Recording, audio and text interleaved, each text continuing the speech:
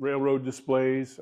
So this is like the railroad corner. We have the mannequin, dressed as a conductor. And of course we have a team that comes in and decorates for the season. So over the summer we had Memorial Day, 4th of July, and just sort of keeps it up, with the flag, and there's some other decorations out and around. And then there's all sorts of railroad things, an old rail there, a jack. We have, spikes. You can find spikes anywhere. But the thing that's fun is every now and then we give people an opportunity to take a spike mallet and go out and try to pound a spike, and it's heavy enough. Wow. Pound a spike not into a railroad tie, but something easy, like just stick it in the lawn and see if you can hit it.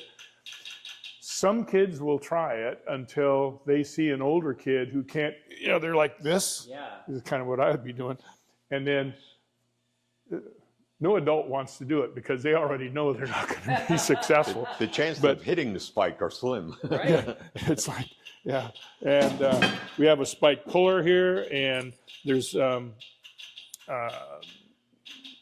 variety of different tools just used on the railroad. Anything that is ever needed. Oh yeah, the car mover. This is a car mover. Yeah. One guy could use this and move a loaded boxcar by himself on the rail, but it's one little step at a time. But you can move it if you needed to, if you didn't have an engine. And then of course you heard the clickety clack over here. It's always nice because now a lot of adults aren't quite sure what that's for or what it is, but it's Morse code and with the telegraph, and it's on a motion sensor. So when we're giving tours, we can always find out who the most curious kid is who's out wandering around from the group, and then sets this off, and it's a nice little learning spot right here. And we have a lot of kids come in and they say, "Oh, it's a telegraph," and they still have a blank look. Yeah. They've never heard the word telegraph. Say it's early texting. But we have the ultimate example there. Tom, you can grab that message. Yeah, this is fun. Before the days of radios or telephones or anything else, you still might have to get a message to a moving train. Right. But they didn't always stop at every stop. Yeah. So you had one of these, you wrote your message on a piece of string, you wrote your message on a piece of paper, you tied it to a string, and you put the string down on this little spring clip here. Then you stood out next to the railroad track and held it out so the engineer would see it. And when he saw it, he would stick his arm out. Yeah. The train would come by. Arm would go through, it grabbed the string, and he'd have the message tied to his arm. Oh my gosh. So he didn't have to stop. I had one of the fellows we had seen people use these early on. Wow. And he made the comment, he said, "Yeah, you'd be surprised at how many people stood right next to the track, and as that engine gets closer and closer, they were going further and further back, holding it." Because a moving train engine is a big device, but That's terrifying. it was guaranteed to work. The If you kept connections, your arm, then you could connections beat AT&T or Ziply. So that was where it would be important, like stop at the next station, you need to make a drop or a pickup, or the bridge is out, or something like that. Yeah. Please stop. Or bring milk and bread on your way home.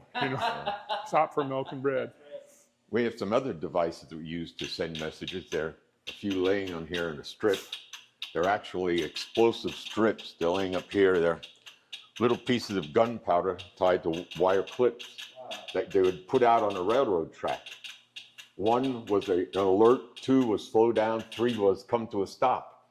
So when the train ran over them, it was like running over shotgun shells. Oh my gosh. But it was a way of putting something out there that even in bad weather or wind or rain would stay there until the train came along and it could be sure he would either slow down or stop.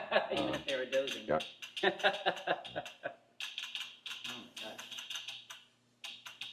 Breakdown. Oh, I see. Yeah. Wow.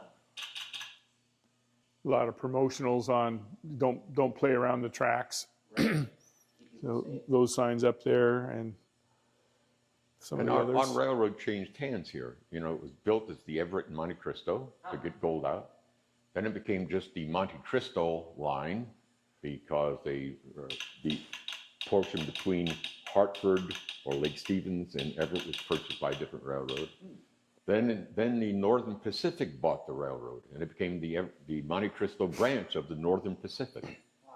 And then finally they sold it to a lumber company, and those fellows were particularly smart. The Rucker brothers, they ran the big mill in Lake Stevens, but they knew even then that there was as much money to be made from tourism as there was from other ideas. So one of the first things they did after building the railroad was build the Big Four Hotel at the far end. Wow.